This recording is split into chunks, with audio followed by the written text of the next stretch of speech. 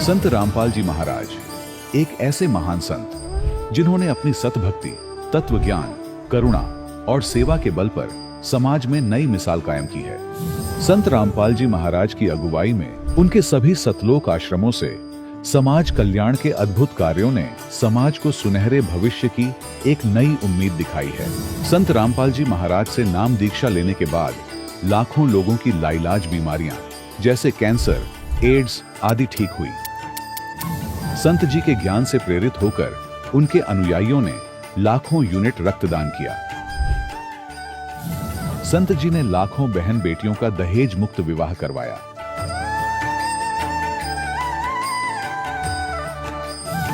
संत जी ने लाखों लोगों का नशा छुड़वाया, करोड़ों उजड़े परिवार बसे। संत जी के आश्रमों में समागम के दौरान निःशुल्क नेत्र चिकित्सा, दंत चिकित्सा प्रदान की जाती है। संत रामपाल जी महाराज द्वारा समय समय पर पर्यावरण संरक्षण के उद्देश्य से बड़े स्तर पर वृक्षारोपण किया जाता है। संत जी ने जरूरतमंदों को तत्काल राहत पहुंचाने के लिए एम्बुलेंस सेवा शुरू की। संत जी अपने अनुयायियों को देहदान के लिए प्रेरित करते हैं, जिससे मानवता की सेवा और चिकित्सा क्षेत्र में सुधार हो सके। संत रामपाल जी महाराज के सभी आश्रमों में हर रोज निःशुल्क भंडारा आयोजित किया जाता है, जहां हर वर्ग, हर जाति और हर धर्म के लोग एक साथ बैठकर भोजन करते हैं।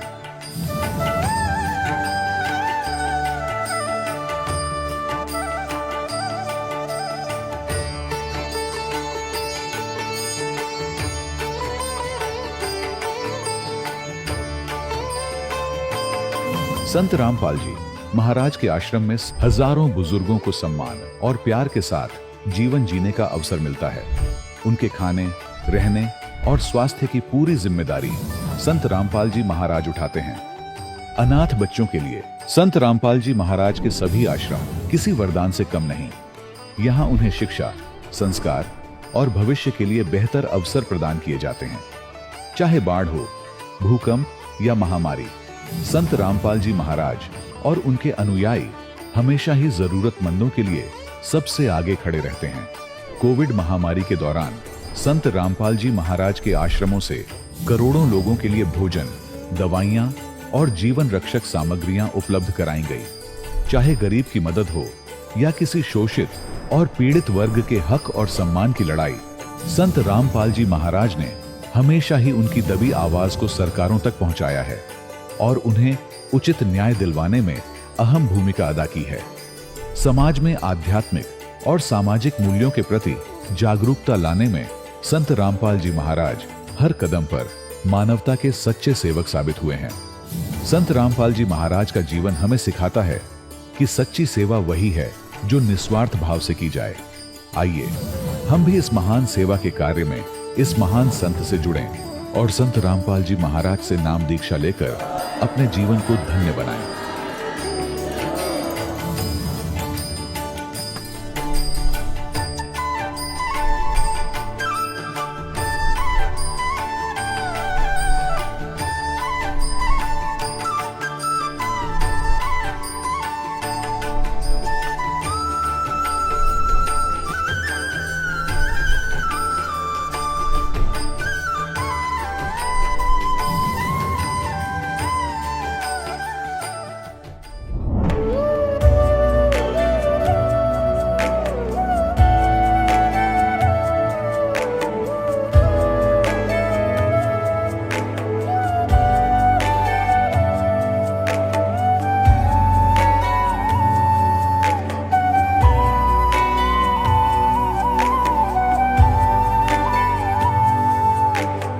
गीता अध्याय 15 के श्लोक 16-17 में 3 प्रभु बताए हैं।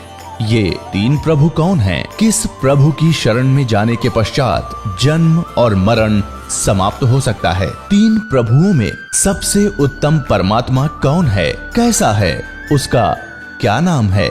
इन सभी गूढ़ रहस्यों को जानने के लिए अवश्य सुनिए जगत गुरु तत्वदर्शी संत रामपाल जी महाराज के अमृत वचन।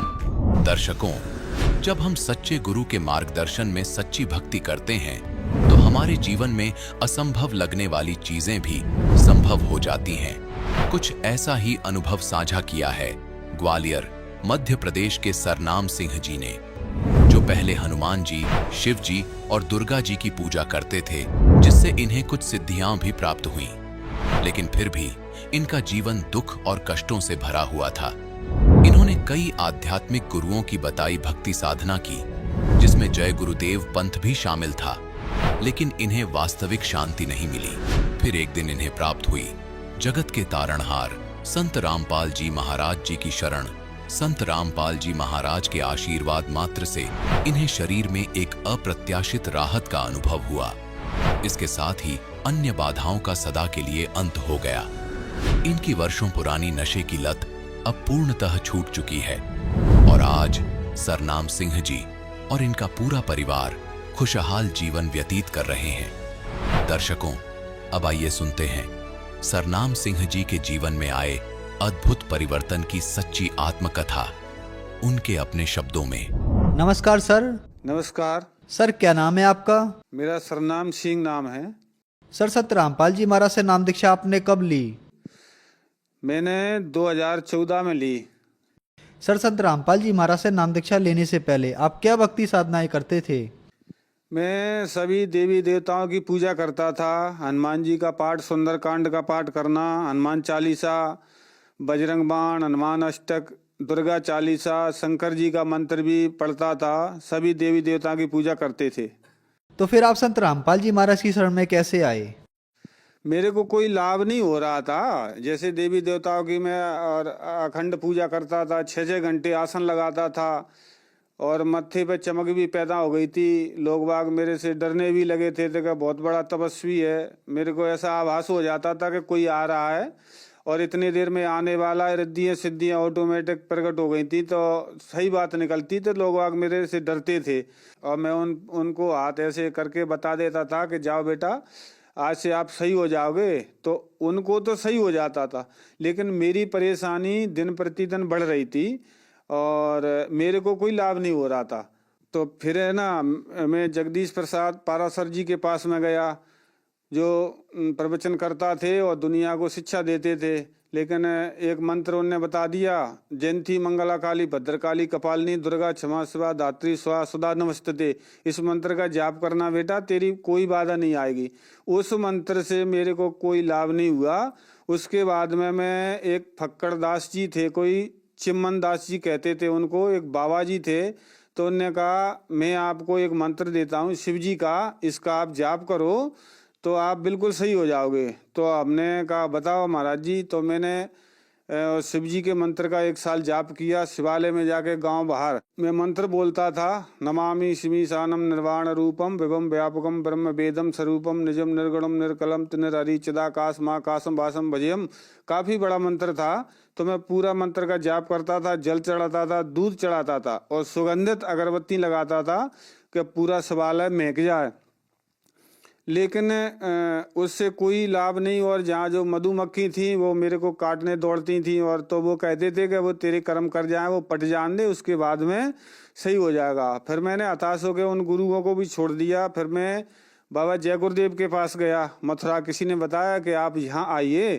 फिर जय गुरुदेव के पास में 5-6 साल मैंने उनकी भक्ति करी। वो माला कराते थे, नाम दीक्षा दे देते मंच से, तो मैं उनकी भक्ति करने लग गया।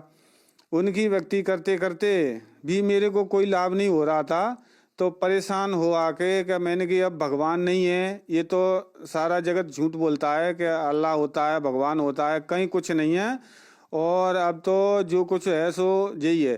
तो मैं ऐसे ही निकल के जा रहा था तो बलराम सिंह ने कहा मेरे से, बोले आपको जानकारी नहीं है, भगवान तो होता है लेकिन आपको मिला नहीं है। आप चाहो तो मैं आपको भगवान से मिला सकता हूँ। तो हमने कि आप मेरे को भगवान से मिला दो, मेरे में तो बड़ी तड़प है। मैं फ्री में गाता बजाता हूँ, सुंदरकांड का पाठ करता हूँ, हनुमान चालीसा का पाठ करता हूँ और मंदिरों में जाता हूँ, लेकिन मेरे को तड़प है। मैं 6-6 घंटे आसन लगाता हूँ। तो उनने एक संत जी का नाम बताया, संत रामपाल जी महाराज। बोले उनकी शरण में जाने को कहा। तो मैंने कही क्यों, मैं क्यों नहीं जा सकता। तो उनने कहा 2 बार कहा कि आपकी औकात नहीं है। क्योंकि मैं बहुत गांजा पीता था, नशेली था और ज़्यादा नशा करता था, गम्मत, ढोलक बजाना, गाना, सारी सारी रात बैठे रहना ऐसे ही। तो हमने कि इनको छोड़ने से क्या आप मेरे को भगवान से मिला सकते हैं? बोले दुनिया तो हाथ कटाएगा। तो बलराम दास जी ने कहा मैं शीश कटा दूंगा अगर आपको भगवान नहीं मिले तो मैंने कि चलो मैं चलता हूँ आपके साथ में और मेरे को दिखाओ भगवान कैसे हैं। तो उन्होंने कि चलना। तो मेरे को ले गए सतलोक आश्रम में। तो सतलोक आश्रम में गया और जाते ही मैंने संत रामपाल जी महाराज से नाम दीक्षा ली। सर, जो भी श्रद्धालु संत रामपाल जी महाराज से नाम दीक्षा लेते हैं उनको बहुत सारे लाभ प्राप्त होते हैं। तो क्या संत रामपाल जी महाराज से नाम दीक्षा लेने के बाद आपको भी लाभ प्राप्त हुए?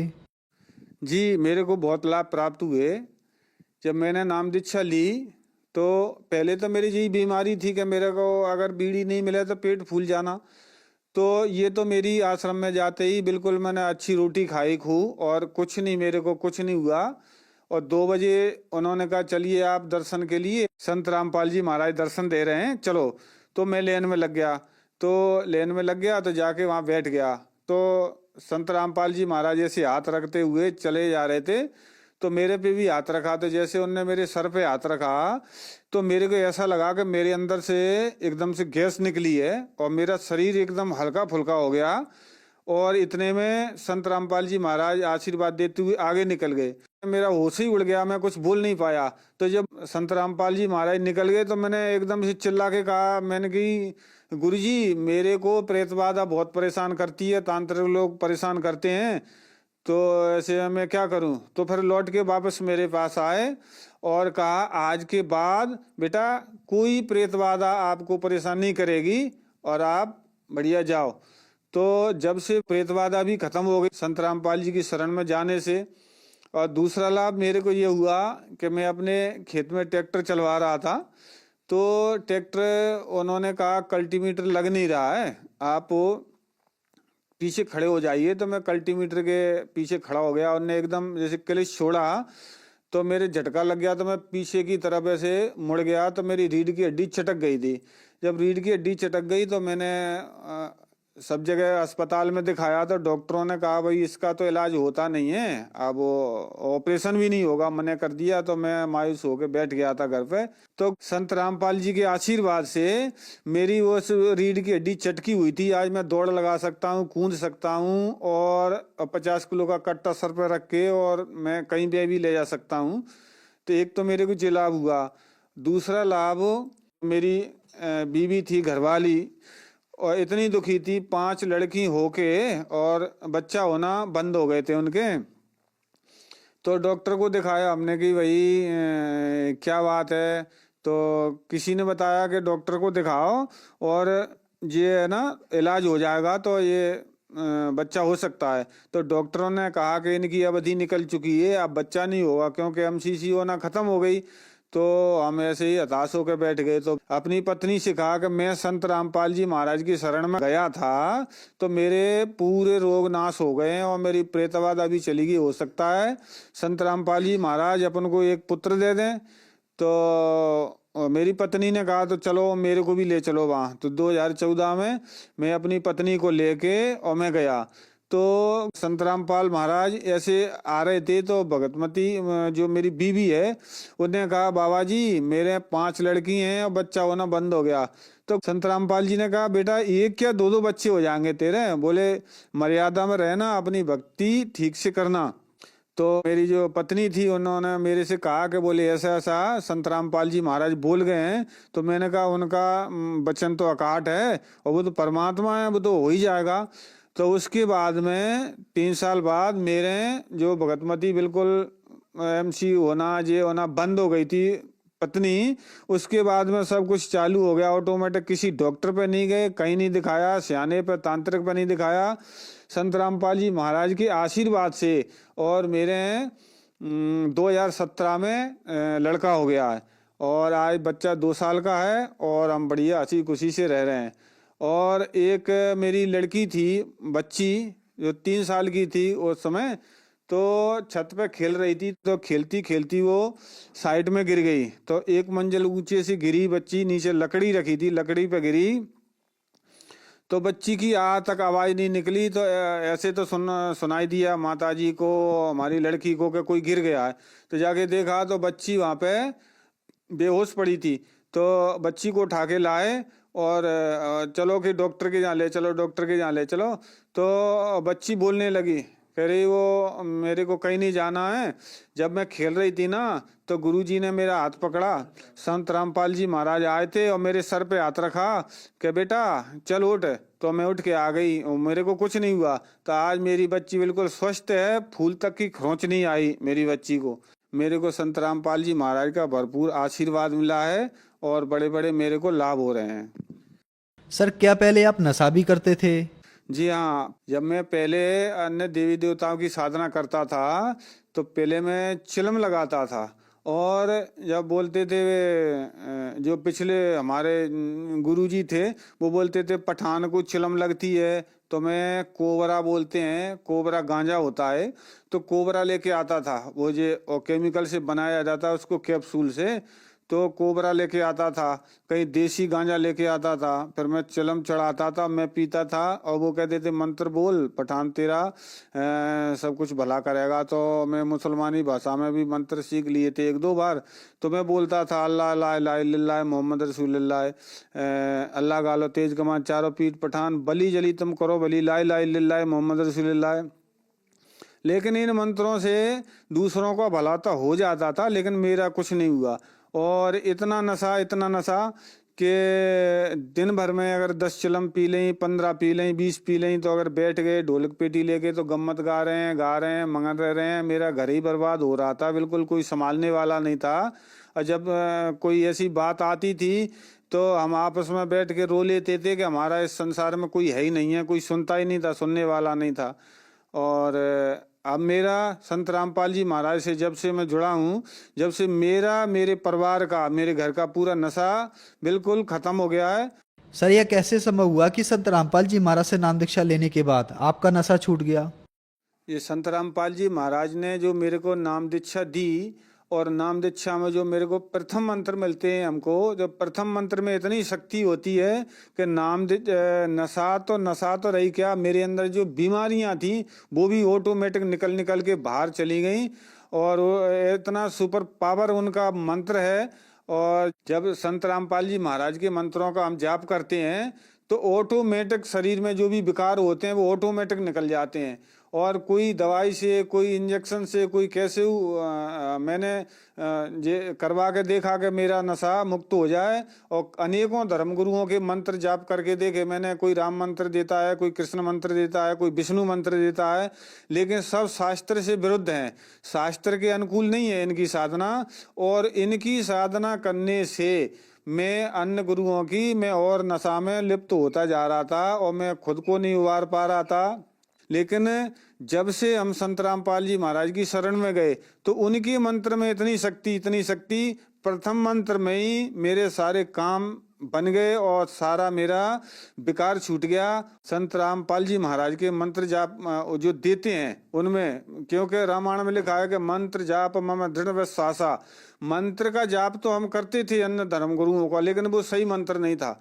जैसे राम राम राम राम कहो तो राम मंत्र दे देते कि जो बोलो ओम राम रामाय नमः, ओम राम, तो ये कोई मंत्र नहीं था। जब संत रामपाल जी की महाराज के शरण में हम गए तो उनने हमको भी राम मंत्र दिया, लेकिन उनका मंत्र के अलौकिक है, शास्त्र के अनुकूल है और जी देते शास्त्र के विरुद्ध।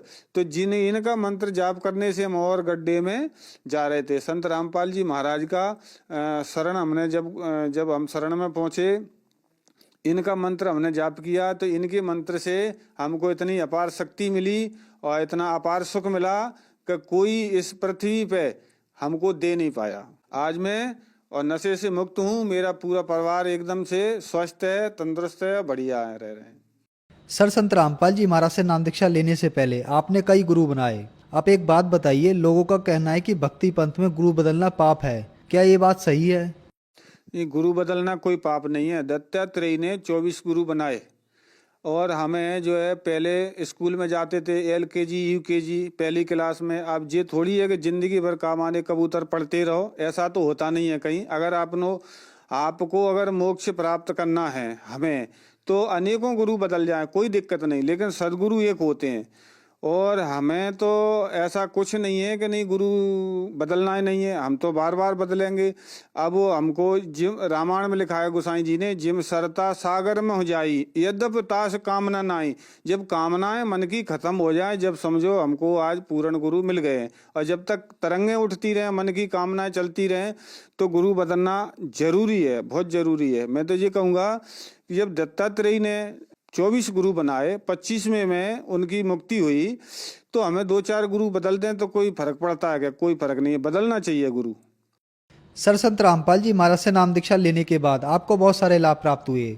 संत रामपाल जी महाराज की कृपा से 5 लड़कियों के बाद आपको एक पुत्र की प्राप्ति हुई। आपके रीढ़ की हड्डी में दिक्कत आ गई थी और डॉक्टर ने ऑपरेशन करने से मना कर दिया था, लेकिन संत रामपाल जी महाराज की कृपा से आपकी यह बीमारी ठीक हो गई और आपकी भूत प्रेत की बाधा भी संत रामपाल जी महाराज की कृपा से ठीक हो गई। इसके अलावा संत रामपाल जी महाराज ने आपको नशे से मुक्त किया और भी बहुत सारे लाभ संत रामपाल जी महाराज ने आपको दिए। तो जो समाज आज आपको देख रहा है, आप उनके लिए क्या संदेश देना चाहेंगे?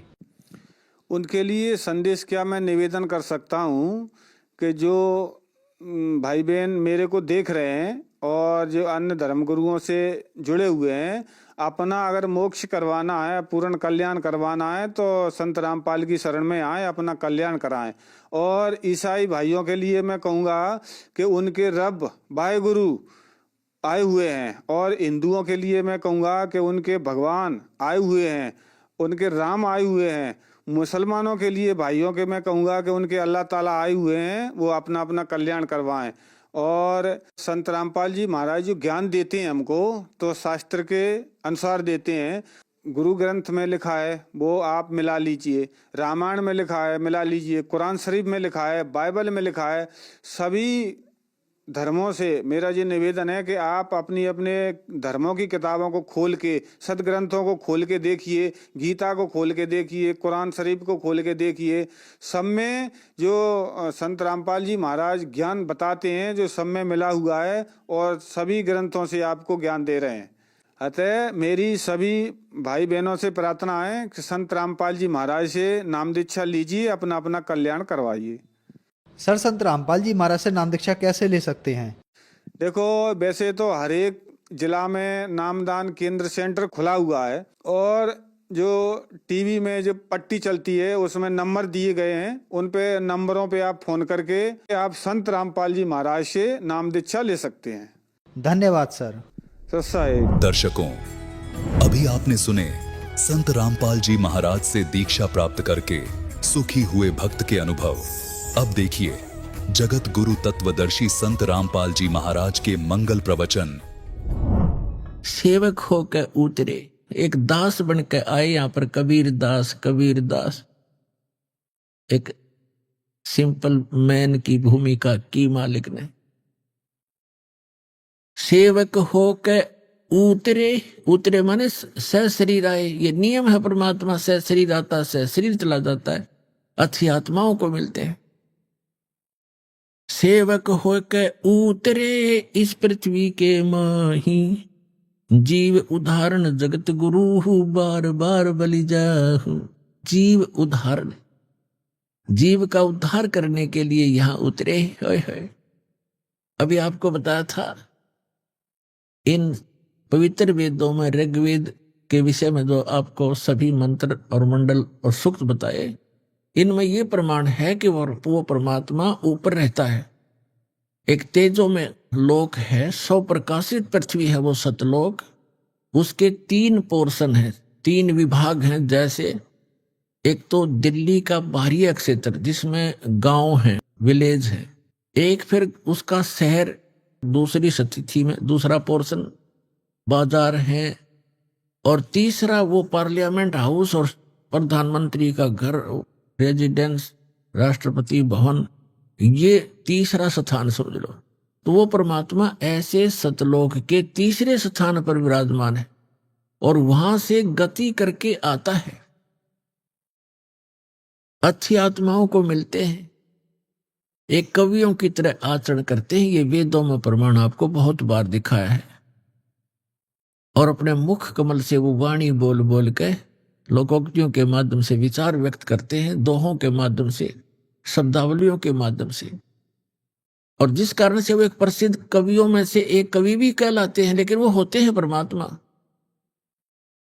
और वो भवनों ऊपरी तिष्ठति, सब भवनों के ऊपर, भवन के सब लोकों के ऊपर के लोक में बैठा है भगवान। वहां से गति करके आता है, अच्छी आत्माओं को मिलता है, जो दृढ़ भक्त होते हैं उनको उपदेश देता है, तत्व ज्ञान समझाता है। श्रीमद् भगवत गीता अध्याय नंबर 4 के श्लोक नंबर 32 और 34 में निष्कर्ष है इसका कि अर्जुन, धार्मिक अनुष्ठानों की जानकारी विस्तार के साथ सच्चिदानंद घन ब्रह्म की वाणी में, ब्रह्मणे मुखे, जिस सच्चिदानंद घन ब्रह्म ने जो वाणी अपने मुख कमल से स्वयं आकर बोली है, वो सच्चिदानंद घन ब्रह्म की वाणी है। उसके अंदर धार्मिक अनुष्ठानों की जानकारी विस्तार से कही गई है, और उसको जानकर फिर तो सब पापों से मुक्त हो जाएगा। वो तत्व ज्ञान है, वो खुद बोलता है भगवान। यथार्थ ज्ञान को तत्व ज्ञान कहते हैं। और उस ज्ञान को चौथे जाएंगे 34वें श्लोक में कहा, उस ज्ञान को तू तत्वदर्शी संतों के पास जाकर समझ, उनको दंडोत प्रणाम करने से, कपट छोड़कर उनसे सत प्रार्थना करने से, प्रसन्न करने से वो तत्वदर्शी संत तुझे उस तत्व ज्ञान का प्रचार करेंगे, उपदेश करेंगे। तो वो तत्व ज्ञान जो है खुद भगवान आकर बोलते हैं, और उसके अंदर कंप्लीट स्पिरिचुअल नॉलेज, संपूर्ण अध्यात्म ज्ञान होता है। नहीं तो गीता ज्ञानदाता एक अध्याय और लिखवा देते कि ये तत्व ज्ञान वहां पर डिले इसमें, लेकिन गीता और वेदों में, कुरान और पुराणों में, बाइबल में वो तत्व ज्ञान नहीं है। लेकिन जिस सत्र के वो शास्त्र हैं वो इनकम्प्लीट हैं, लेकिन गलत नहीं कह सकते।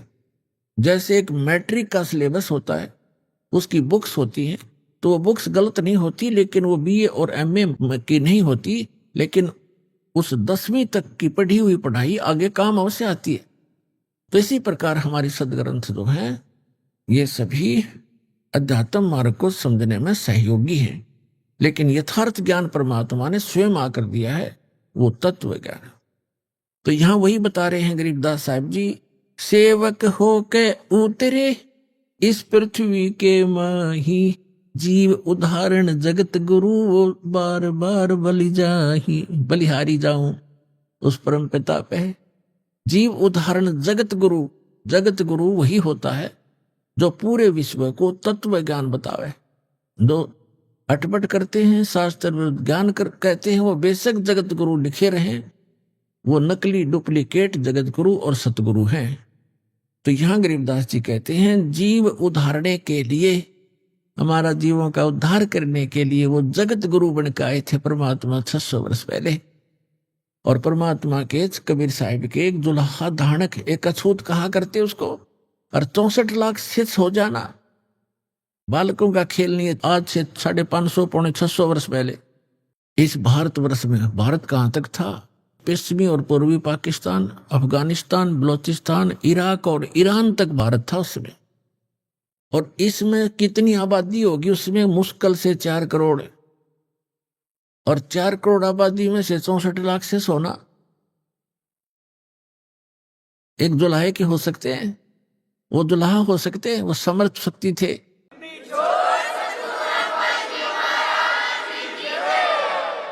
दुल्हा कर्म से थे, लेकिन वो परमात्मा थे, और कर्म इसलिए कर रहे थे कि भाई मेरे से निर्धन कोई नहीं, और परमात्मा पाने के लिए सत भक्ति हो, चाहे गरीब हो चाहे अमीर हो, क्योंकि उन्होंने राजाओं को भी दीक्षा दी और सेठों को भी, साहूकारों को भी दीक्षा दी, लेकिन उनको सच्चाई से परिचित कराया कि मोक्ष पाने के लिए ये बकवाद संसारिक छोड़नी पड़ेंगी, तभी मुक्त होगी। तो इसलिए यहां गरीबदास जी कहते हैं कि वो दास बनकर उतरे।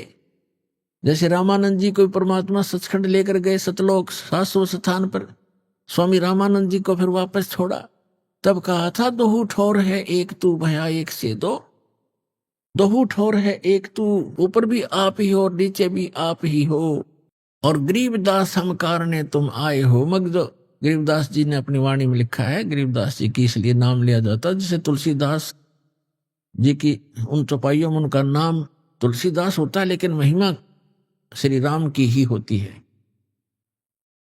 तो गरीबदास जी चित्रण कर रहे हैं। और रामानंद जी ने जो देखा, जो बोला, जो सोचा, बोलत रामानंद जी सुनो कबीर करतारे, गरीबदास सब रूप के तुम ही सिरजनहारे।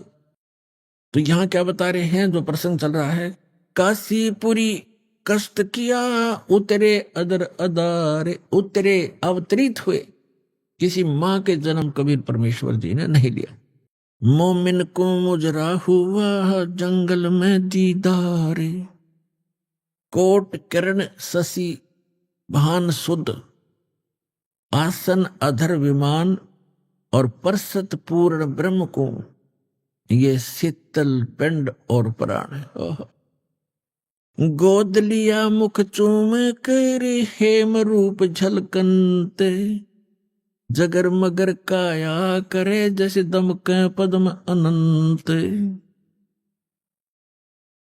काशी उमटी गुल भया उस मोमिन का घर घेरे, कोई कहे ब्रह्मा विष्णु है, कोई कहे इंद्र कुबेर, कोई कहे वरुण धर्मराय है, कोई कहते ईसे, 16 कला सुभान गति, कोई कहे जगदीश।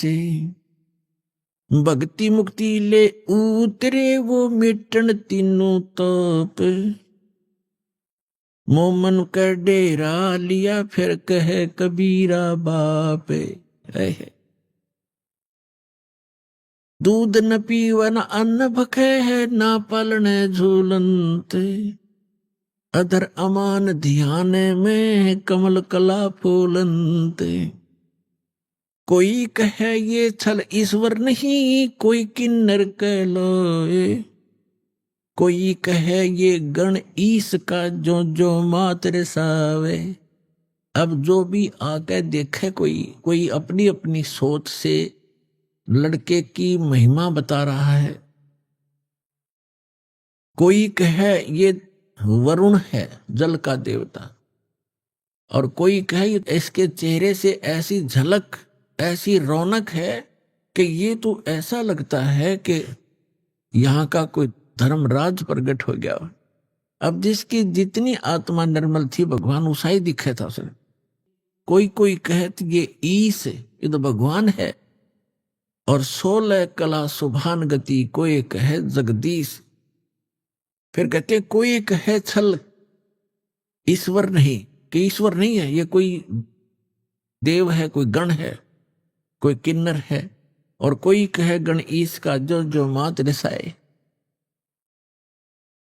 खलक मुल्क देखण गया ये राजा प्रजा रीत, राजा भी प्रजा भी देखण आए उस परम पिता के छोटे से बच्चे को, इतना सुंदर थे। जम्बू दीप जिहान में वो उतरे शब्द अतीत। इस जम्बू दीप में, इस अपने भारतवर्ष के अंदर वो परमात्मा अवतरित हुए, शब्द रूपी उतरे अविनाशी रूप में। दुनी कहे यो देव है, और देव कहते हैं ईश, ईश कहे पर ब्रह्म है, ये पूर्ण विश्वे बीस। अब दुनिया का यो देवता दिखे, और देवता कहते हैं ऊपर से कि नहीं ये तो भगवान है। वो किसने भगवान माने हैं? विष्णु जी को देवता, और विष्णु जी कहते हैं नहीं ये तो पूर्ण ब्रह्म है, विश्वे बीस, पार ब्रह्म है, पूर्ण विश्वे बीस, इसमें कोई शक नहीं। अब फिर क्या बताते हैं, भक्ति मुक्ति ले उतरे।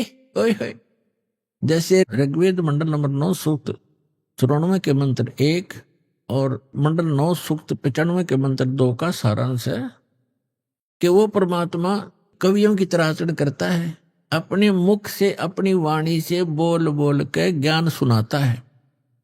और वो ऐसे गूढ़ मंत्रों को, गुप्त मंत्रों को प्रकट करता है। तो यहाँ गुप्त ज्ञान को और गुप्त मंत्रों को प्रकट करता है। जैसे कबीर साहब ने कहा कि सो हम शब्द हम जग में लाए, और सार शब्द हमने गुप्त छपाए। तो सोहम शब्द आप जी को किसी भी वेद गीता और पुराणों में नहीं मिलेगा। ये परमात्मा ने आके प्रकट किया। सार नाम अभी तक कति डिस्क्लोज नहीं कर रखा था। सोम सोम तो बहुत से लोग, ये संत भी लागे अनअधिकारी होते हुए भी मंत्र देते रहते हैं। ये है यो, इस मंत्र को ये देने के अधिकारी भी नहीं, इस दास के अतिरिक्त विश्व में नहीं कोई। और वो सार नाम है, वो तो इनका हवा भी नहीं लगने दी दाता ने, वो दास के पास है।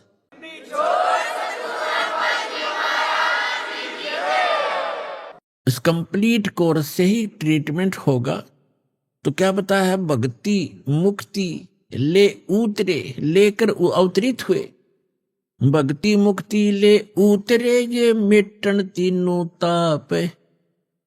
मोमन के डेरा लिया, ये कहे कबीरा बाप। एक मुसलमान के, मोमिन मुसलमान के घर, दुल्हे के घर वहां रहने लगे और उसको बाप पिताजी कहते हैं, बाबा पापा कहते हैं। जुलाहे नीरू को कहते पिता कहते हैं। दूध न पीवे न अन्न बखे, नहीं पलने झूलनते। अदर अमान ध्यान में, वो कमल कला फूलनते। अब गरीबदास जी कहते हैं ना दूध पीवे ना अन्न खावे, लेकिन और स्वस्थ ऐसे हैं जैसे कमल का फूल होता है। कमल कला फूलंत, कमल का फूल की एक ऐसी परमात्मा ने उसमें शक्ति दी है, ऐसा गुण दिया है कि कमल का फूल किसी सरोवर में हो और वहां कितनी स्पीड से पानी प्रवेश हो जा और वो साथ की साथ बढ़ता चला जाता है। चाहे कितना बढ़ जा, कितना ऊंचा, वो साथ बढ़ता चला जाएगा, उसको ऊपर ऊपर पहुंच रहेगा, ऊपरली सतह पर। तो गरीबदास जी कहते हैं परमात्मा ना दूध पीवे ना अन्न खावे और फिर भी स्वस्थ ऐसे न फूल रहा शरीर, तो ऐसे स्वस्थ हो जैसे बच्चा प्रतिदिन किलो दूध पीता हो, 1 किलोग्राम, इतना स्वस्थ शरीर। अब जब नीमा ने देखा कि, नीरू ने भी देखा कि ये बालक कुछ खा रहा नहीं, पी रहा नहीं, 1 दिन बीता, 2 दिन बीते, 4 दिन बीते, 10 दिन, 20 दिन और 25वें दिन कति चिंतित हो गए वो। और नीमा ने तो यहां तक ठान ली कि हे भगवान शिव, या तो आपने देना नहीं था और परमात्मा दे दिया तो ले रहे हो। अब मैं जीऊं नहीं, इस बच्चे के साथ मरूंगी, अब मैं जी नहीं सकती, इसमें मेरा इतना मोह बन गया, इतनी ममता बन गई है। यह फाइनल फैसला कर लिया था। और अंतर्यामी सामने बालक रूप में लेटे हुए थे, उनको पता था कि आज या बुढ़िया पक्की मरेगी। मैं तो मरूं नहीं, क्यों ये कह रही है कि बालक मरेगा तो मैं भी मरूंगी, पर यह चिंता में मर लेगी। मैं तो मरूं नहीं, पर यह अवश्य मर जाएगी। इसलिए परमात्मा ने, कहते हैं करे करावे साइया, मन में लहर उठा, दादू सिरदर जीव के वो आप बगल हो जा। अब परमात्मा ने रिमोट दबाया, भगवान शंकर का शिवमंडल शिवपुरी में बैठे अपने लोक में, एकदम कसक हुई कि मुझे किसने पुकारा है। बेशक वो मुसलमान बन गए थे, लेकिन अपनी आराधना और अपनी अर्जी भगवान शंकर को ही लगाया करते थे। वैसे तो पुण्यात्माओं धीरे धीरे ज्ञान की रोशनी होगी। ये पूरा मुसलमान धर्म ही इस शंकर भगवान का पुजारी है, पर ये उसको समझ नहीं पा रहे। और जो इनका जो कुरान शरीफ का ज्ञान दाता है वो है ये काल ज्योत निरंजन। इसी ने गीता का ज्ञान दिया, इसी ने वेदों का ज्ञान दिया और इसी ने बाइबल का ज्ञान दिया। और गरीबदास साहिब जी ने कहा कि वही मोहम्मद वही महादेव, वही मोहम्मद वही महादेव, वही आदम वही ब्रह्मा, दास गरीब दूसरा कोई नहीं, देख अपने घर में। अब गरीबदास जी कहते हैं कि तुम अलग अलग समझकर झगड़ रहे हो। वही जैसे ईसा जी आए थे विष्णु जी के लोक तय, और हजरत मोहम्मद जी आए थे भगवान शंकर के लोक तय, और बाबा आदम आए थे ब्रह्मा जी के लोक से। तो यहाँ गरीबदास जी कहते हैं परमात्मा से प्राप्त ज्ञान के आधार से कि वही मोहम्मद, वही महादेव, वही आदम, वही ब्रह्मा, और दास गरीब दूसरा कोई नहीं। देख अपने घर में कि आप जी यदि साधना करके देख लोगे, प्रत्येक मानव का शरीर चाहे किसी भी धर्म मजहब से संबंधित है, एक जैसा है।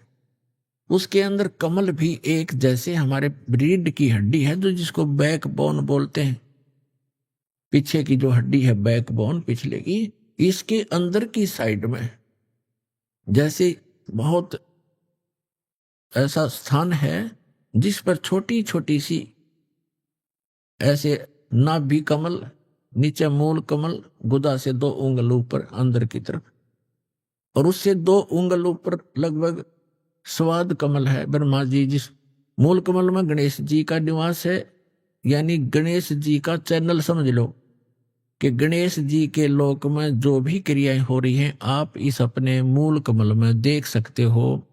जब आपका कनेक्शन जुड़ जाएगा, सारी डैश डैश लग जाएंगी, ये दास लगा देगा सारी, और फिर आपके वो चैनल चालू हो जाएंगे। ये तो एक टीवी है शरीर, इसके अंदर चैनल हैं, और जौन सा भी चैनल आप ऑन करोगे, चलाना चाहोगे तो वही चलेगा। तो इस प्रकार इसके अंदर सब चैनल हैं। फिर ना भी चैनल है, ना भी कमल। जो मूल कमल है वो गणेश जी के लोक में जो कुछ भी हो रहा है मूल कमल पर देखा जा सकता है उस। और फिर ब्रह्मा कमल है, स्वाद चक्र है, जिसमें ब्रह्मा जी का अधिपत्य है। ये ब्रह्मा जी के लोक में जो क्रियाएं हो रही है इस चैनल्स के माध्यम से दिखाई देती है, स्वाद चक्र बोलने से। फिर नाभि चक्र है, नाभि कमल चक्र, कमल दल, नाभि कमल। उसके अंदर विष्णु जी के लोक में जो हो रही है क्रियाएं, उसका जब ऑन हो जाएगा, इस मंत्रों से हो जाएगा। जो मंत्र हम आपको देते हैं, प्रथम मंत्र, इसमें बीच के जो 5 नाम हैं, इनसे आपके 5 कमल ऑन हो जाएंगे। लेकिन इन कमलों को देखने की आवश्यकता नहीं है आपको। आप यही मार खा जाते हो कि वो हमारे कमल दिखाओ, चल दिख जाए तो बहुत अच्छा है, कमलों को देखें, उनको देखें। अब देखो पुण्यात्मा, इन कमलों में को देख देख कर हमने अपना जीवन नाश कर लिया संख्यों बार। ये ऋषि लोग कौन थे? ये साधना और अभ्यस्त, ये जो समाधिस्थ हो जाते थे 1000 वर्ष तक, फिर क्या मिला उनको?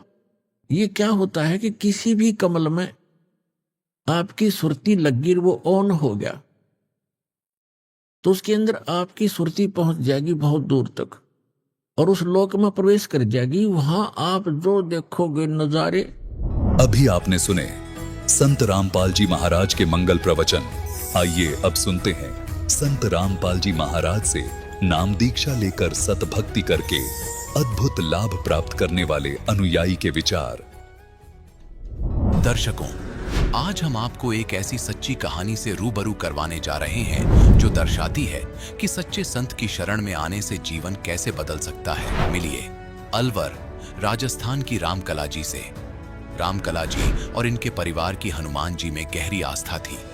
ये अक्सर मेहंदीपुर बालाजी और सालासर धाम की यात्रा करती थी, लेकिन इतनी भक्ति के बावजूद इनका जीवन चुनौतियों से भरा हुआ था। रामकला जी के पति तेजी से अपनी याददाश्त खो रहे थे। इन सब मुसीबतों के बीच भी इन्होंने हनुमान जी की पारंपरिक पूजा जारी रखी, यह आशा करते हुए कि इन पर कृपा होगी, परंतु सब व्यर्थ था।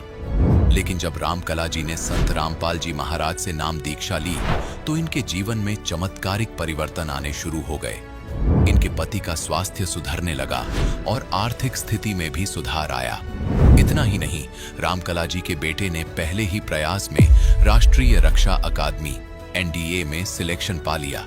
ये रामकला जी के परिवार के लिए गर्व और खुशी का क्षण था।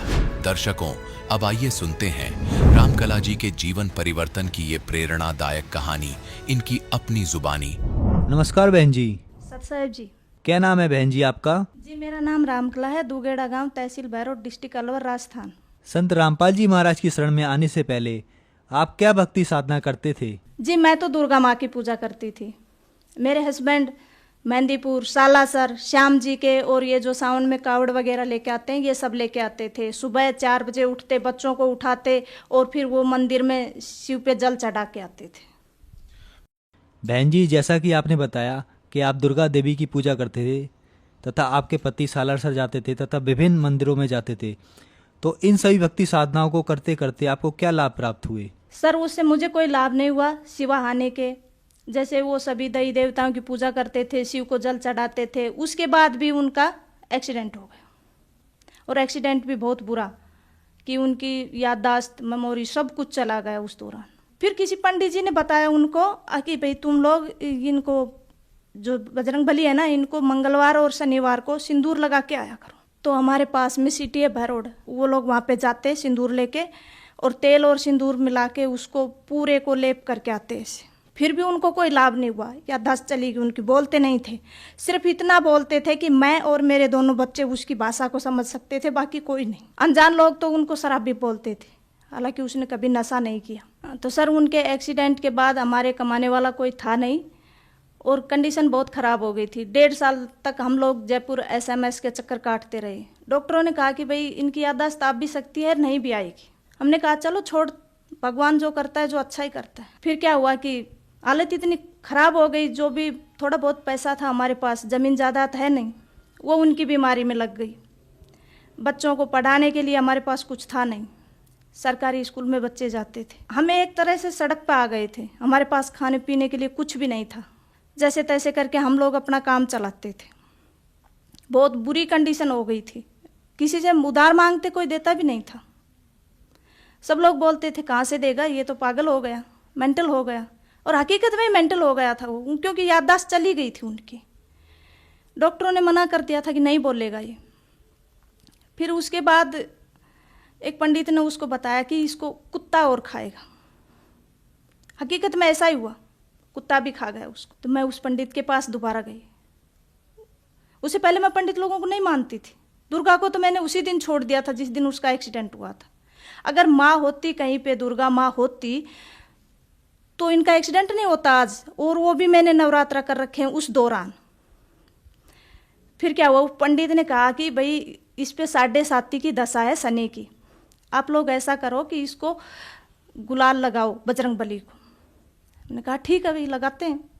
उसके बाद वो गुलाल लगाने लग गए। करीब 6-7 महीने तक लगातार लगाया। फिर मैं पंडित के पास गई, मैंने कहा कि अब क्या है। उसने कहा कि आपकी 7.5 है। मैंने कहा कि कम से कम 7 तो बोल दे, 6 महीने तो हो गए हमें, ये जाएगी या नहीं। पर जब भी मैं उसके पास जाती वो 7.5 ही गाता रहता। संत रामपाल जी महाराज की शरण में आप कैसे आए? जी, मेरे हस्बैंड जब बजरंग बली को गुलाल लगाने जाते थे तो उनको एक फरीदाबाद का कोई भगत जी मिला भैरोड में। उसने कहा कि आप ये क्या करते हो। तो मेरे हस्बैंड ने कहा भी मैं बजरंग बली को गुलाल लगाता हूँ, मेरे को पंडित लोगों ने बताया। उसने कहा इन सब के चक्कर छोड़ो, पंडित कोई सही नहीं बताता, आप एक काम करो, मेरे गुरुजी से नाम ले लो। तो मेरे हस्बैंड ने कहा कि कौन है तुम्हारे गुरु।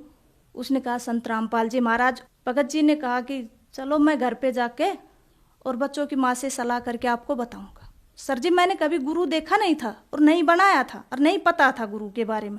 हाँ, देवी देवताओं के बारे में तो पता था, पर मेरे दिमाग में हमेशा एक बात रहती थी कि ये भगवान 3 क्यों है, एक होना चाहिए। तो भगत जी, हमने उसके पास फ़ोन किया, उससे हमने पूछा, तो उसने कहा कि भाई ये सुख देते हैं गुरु जी, वो सुख देते हैं। उससे पहले मुझे गुरु के महत्व का नहीं पता था, गुरु क्या होता है। वो भगत जी हम लोगों को वहाँ पे लेके गया। उसके बाद जैसे ही हमने नाम लिया तो हम हर 15 दिन में सत्संग में जाने लगे। तो धीरे धीरे मालिक की, परमात्मा संत रामपाल जी महाराज की दया होने लगी हम लोगों पे। बहन जी, जैसा कि आपने बताया आप देवी दुर्गा की पूजा करते थे, आपके पति सालासर जाते थे, व विभिन्न मंदिरों में जाते थे, जिससे आपको कोई लाभ नहीं मिला। आपकी आर्थिक स्थिति बिगड़ गई तथा आप सड़क पर आ गए। तो संत रामपाल जी महाराज की शरण में आप कैसे आए? जी, जैसे ही सर हम संत रामपाल जी महाराज की शरण में गए, उसी दिन से हम लोगों को लाभ होने शुरू हो गए। मेरे हस्बैंड का एक्सीडेंट हुआ तो हमारी ज़िंदगी तो नरक हो ही गई थी। पर उसके बाद जैसे ही उन्होंने संत रामपाल जी महाराज से नाम दीक्षा ली, धीरे धीरे उनकी स्थिति सुधरती आ गई। आज उनकी आवाज़ भी बिल्कुल ठीक है। संत रामपाल जी महाराज की दया से उनको कोई नहीं कह सकता कि इनका कभी एक्सीडेंट भी हुआ था, और वो ज़्यादातर भगवान के सेवा में ही रहते हैं। बच्चों को स्कॉलरशिप मिल गया, वहाँ पे बच्चों की पढ़ाई फ्री हो गई। उसके बाद बच्चों ने +2 की, +2 के बाद लड़की को स्कॉलरशिप मिल गया, उसने इंजीनियरिंग की। बेटे को अब पैसे तो हमारे पास थे नहीं, पैसे कहाँ से दे, तो हमने बैंक से लोन उठाया। मालिक की दया, संत रामपाल जी महाराज की दया से हमारा लोन तुरंत क्लियर हो गया।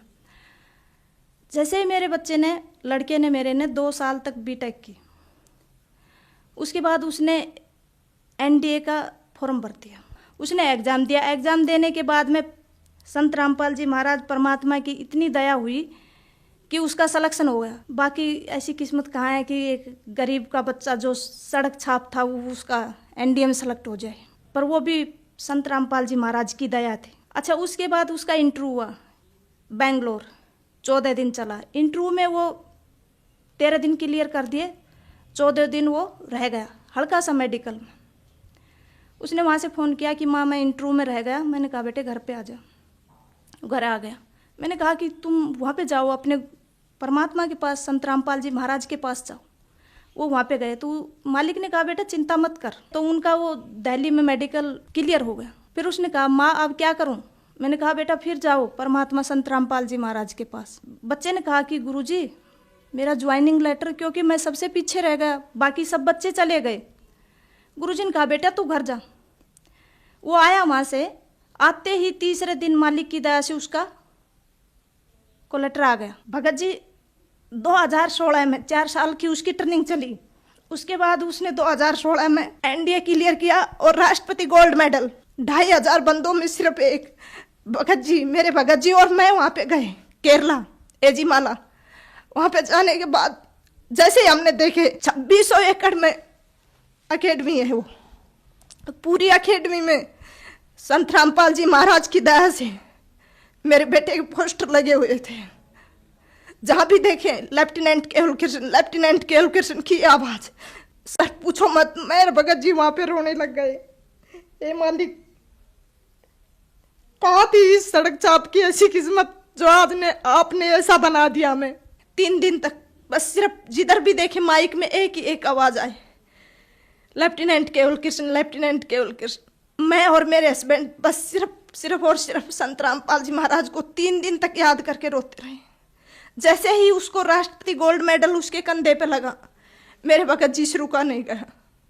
वो 2500 बंदों में इतनी जोर जोर से रोने लग गए कि मालिक हमने लोगों ने तो आत्महत्या करने की सोच ली थी, क्या किस्मत बना दिया आपने। सर आज मैं मेरे गांव में सबसे ज़्यादा खुश नसीब हूँ, क्योंकि मेरे साथ भगवान है, मेरे परमात्मा है। और शायद मैं ये कहूँगी कि मेरी झोली छोटी पड़ गई, परमात्मा ने मुझे इतना दे दिया। उम्मीद नहीं थी, नहीं मेरी किस्मत इतनी अच्छी नहीं थी कि भगवान मुझे इतना दे देगा। मालिक की दया से एक साइकिल नहीं थी, आज बंदी छोड़ सतगुरु रामपाल जी महाराज की दया से 3-3 गाड़ियाँ खड़ी हैं घर में। और इतना कर्जा हो गया था कि जिसकी कोई हद नहीं। आज एक भी कर्जा नहीं है, मालिक ने सब कुछ क्लियर कर दिया। और हमें ये नहीं पता किस तरह और कैसे कर दिया और कब कर दिया। सर आज हम संत रामपाल जी महाराज की दया से बहुत सुखी हैं, घर में कोई कलह नहीं है। मालिक की दया सिर्फ और सिर्फ भक्ति है। दोनों बच्चे अपनी अपनी जगह कामयाब हैं। और मालिक ने एक दया और बख्शी मेरे ऊपर कि परमात्मा की दया इतनी है संत रामपाल जी महाराज की कि बच्चे मुझे इतने होनहार और इतने मतलब समझदार और दूसरा आज्ञाकारी बच्चे दिए हैं परमात्मा ने कि उनको मैं ये बोल दूं कि बेटे ऐसे करना है तो वैसा ही करेंगे। और मालिक का हाथ, संत रामपाल जी महाराज का हाथ उनके सर के ऊपर है। मेरे गांव में मैं सबसे ज़्यादा खुश नसीब हूँ। भगवान ने मुझे बहुत कुछ दिया है, जितना मैं कभी उम्मीद ही नहीं की थी, इतना कि शायद मेरी किस्मत ऐसी हो सकती है। पर आज मैं सीना ठोक के ये कह सकती हूँ कि मेरा से सुखी मेरे गांव में कोई नहीं। बहन जी, जैसा कि आपने बताया कि संत रामपाल जी महाराज से नाम दीक्षा लेने के बाद आपका उजड़ा हुआ परिवार संत रामपाल जी महाराज ने पुनः बसा दिया। आपके ही जैसे संसार में बहुत सारे दुखी लोग हैं, तो आप भक्त समाज को और उन दुखी लोगों को क्या संदेश देना चाहते हैं? मेरे जो अगल बगल में लोग हैं सभी ये चैनल देखते हैं, सत्संग वगैरह देखते हैं, उनसे मैं खासकर प्रार्थना करना चाहती हूँ कि उनको तो मेरी स्थिति का, मेरी कंडीशन का अच्छे तरीके से पता है। वो भी संत रामपाल जी महाराज की शरण में आए, इन दई देवताओं के चक्कर न काटे, क्योंकि ये दई देवता कुछ नहीं दे सकते। मैं तो चाहती हूँ कि वो संत रामपाल जी महाराज से नाम दीक्षा लेके मेरी तरह वो भी अपना उजाड़ा हुआ परिवार बसाएं और अपना मोक्ष करवाएं। बहन जी, कोई श्रद्धालु अगर संत रामपाल जी महाराज से नाम दीक्षा लेना चाहे तो वह कैसे नाम दीक्षा ले सकता है? सर, संत रामपाल जी महाराज की दया से विभिन्न चैनलों पे संत रामपाल जी महाराज का सत्संग चल रहा है, और उसके नीचे जो पट्टी चलती है उस पे फ़ोन नंबर दिए गए हैं, वहाँ से नंबर नोट करो और संत रामपाल जी महाराज का जो नज़दीकी नामदान सेंटर है वहाँ पे जाइए और नाम दीक्षा लेके अपना मोक्ष कराइए। धन्यवाद जी। सत साहिब जी। संत रामपाल जी महाराज एक ऐसे महान संत जिन्होंने अपनी सतभक्ति, तत्व ज्ञान, करुणा और सेवा के बल पर समाज में नई मिसाल कायम की है। संत रामपाल जी महाराज की अगुवाई में उनके सभी सतलोक आश्रमों से समाज कल्याण के अद्भुत कार्यों ने समाज को सुनहरे भविष्य की एक नई उम्मीद दिखाई है। संत रामपाल जी महाराज से नाम दीक्षा लेने के बाद लाखों लोगों की लाइलाज बीमारियां जैसे कैंसर, एड्स आदि ठीक हुई। संत जी के ज्ञान से प्रेरित होकर उनके अनुयायियों ने लाखों यूनिट रक्तदान किया। संत जी ने लाखों बहन बेटियों का दहेज मुक्त विवाह करवाया।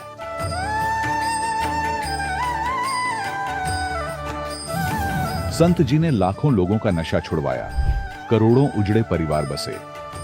संत जी के आश्रमों में समागम के दौरान निःशुल्क नेत्र चिकित्सा, दंत चिकित्सा प्रदान की जाती है। संत रामपाल जी महाराज द्वारा समय समय पर पर्यावरण संरक्षण के उद्देश्य से बड़े स्तर पर वृक्षारोपण किया जाता है। संत जी ने जरूरतमंदों को तत्काल राहत पहुंचाने के लिए एम्बुलेंस सेवा शुरू की। संत जी अपने अनुयायियों को देहदान के लिए प्रेरित करते हैं, जिससे मानवता की सेवा और चिकित्सा क्षेत्र में सुधार हो सके। संत रामपाल जी महाराज के सभी आश्रमों में हर रोज निशुल्क भंडारा आयोजित किया जाता है, जहां हर वर्ग, हर जाति और हर धर्म के लोग एक साथ बैठकर भोजन करते हैं।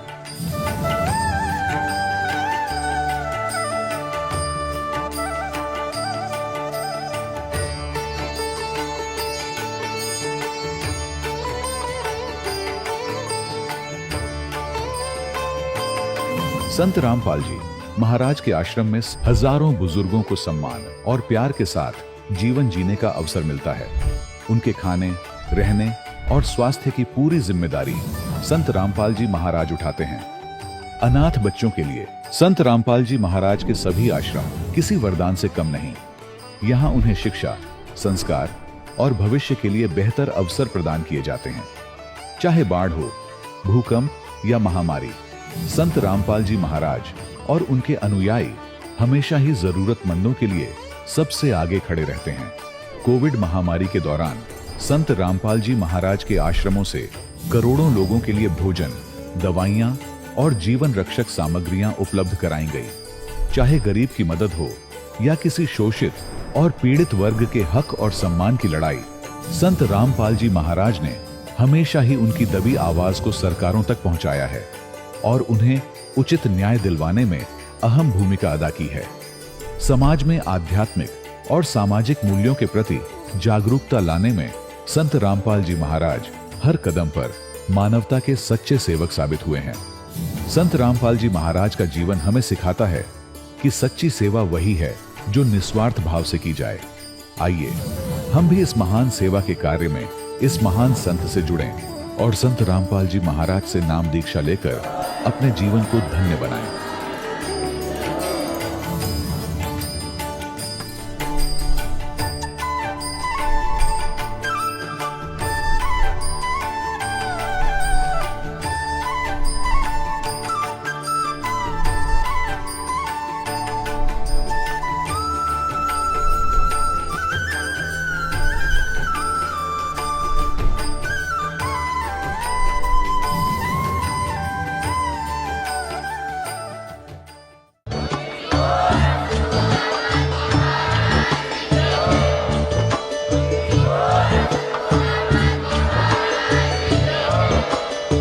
आप सुन रहे थे जगत गुरु तत्वदर्शी संत रामपाल जी महाराज जी के मंगल प्रवचन। अधिक जानकारी के लिए विजिट कीजिए हमारी वेबसाइट www.jagatgururampalji.org। संत रामपाल जी महाराज जी के शुभ आशीर्वाद से पूरे विश्व भर में 500 से भी ज्यादा नाम दीक्षा केंद्र हैं, जिन पर संत रामपाल जी महाराज जी द्वारा ऑनलाइन निशुल्क नाम दीक्षा दी जा रही है। अपने नजदीकी नाम दीक्षा केंद्र का पता करने के लिए संपर्क करें 8222880541।